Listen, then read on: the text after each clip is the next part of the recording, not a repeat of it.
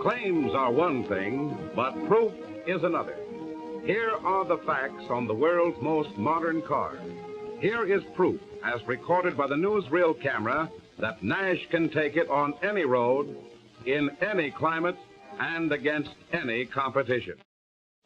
Nash sets speed record in Pan American road race. Juarez, Mexico, on the Texas border, was the starting point of the recent Mexico Pan American race, opening the newest link in the famous Pan American Highway.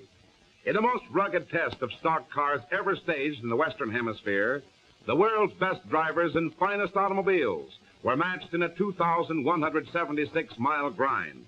The race marked a gala holiday throughout Mexico, and thousands gathered at the starting line. Soldiers guarded every mile of the long route, across deserts where temperatures climbed to 120 degrees, and up to the freezing cold of 10,000-foot-high mountain ranges. 131 cars, representing nearly every American and European make, left the starting line.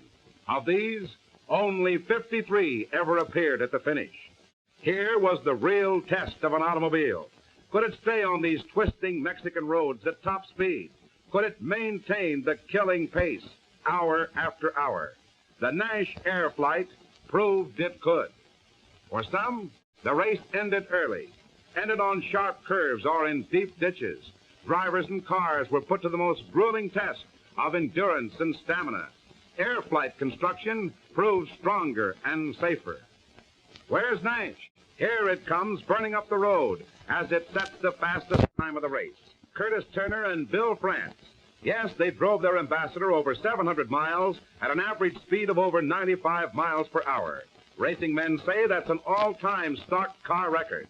And here's the finish as Nash completes the 2,000-mile grind with flying colors. Rambler, spectacular performer in Pikes Peak test. Colorado Springs, at the foot of famous Pikes Peak, is the starting point for the world's best-known natural highway test of motor cars. Last spring, someone said, a well-known automotive historian and publisher, the Nash Rambler scaled the peak to set new performance and economy records, to prove itself a worthy member of the great Nash Airflyte family. Here's the start of the Rambler's run for the summit. 20 miles of winding, twisting road with never a flat stretch. It's up, up, up for the Rambler convertible sedan in a test of power, cooling system, and maneuverability. Brief editors of the Rocky Mountain News and the Denver Post. Here's the water station halfway up Pikes Peak, where nearly every motorist must stop to take on water. But the Rambler sweeps past, its motor running smooth and cool. This steep climb was only the first test for the Rambler. To prove the brakes, the entire distance back down the peak was driven with gears in neutral. Back in Colorado Springs, official observers certified the Rambler brakes in perfect working condition. 13,000 feet up. Watch that car make those hairpin turns. The Rambler engine and cooling system prove themselves in this thin atmosphere. He's made it. 14,000 feet of steady climbing in 21 minutes and 11 seconds. That's proof of Nash performance in the new Rambler. Nash proves its economy in Grand Canyon Run. It's not the circus, but the official starting point of the Los Angeles Grand Canyon Economy Run, long regarded as the supreme demonstration of automobile gas economy. Under the strict supervision of the American Automobile Association, cars are checked before the run, and results are certified by qualified engineers. Again, its spectacular performance makes the Airflyte a winner against all competition. Power, acceleration, and ability to maintain top speeds hour after hour have enabled the Nash Airflyte to outdistance heavier, more expensive cars in dirt track competition. There goes Herschel Buchanan at the wheel of his Nash Airflyte.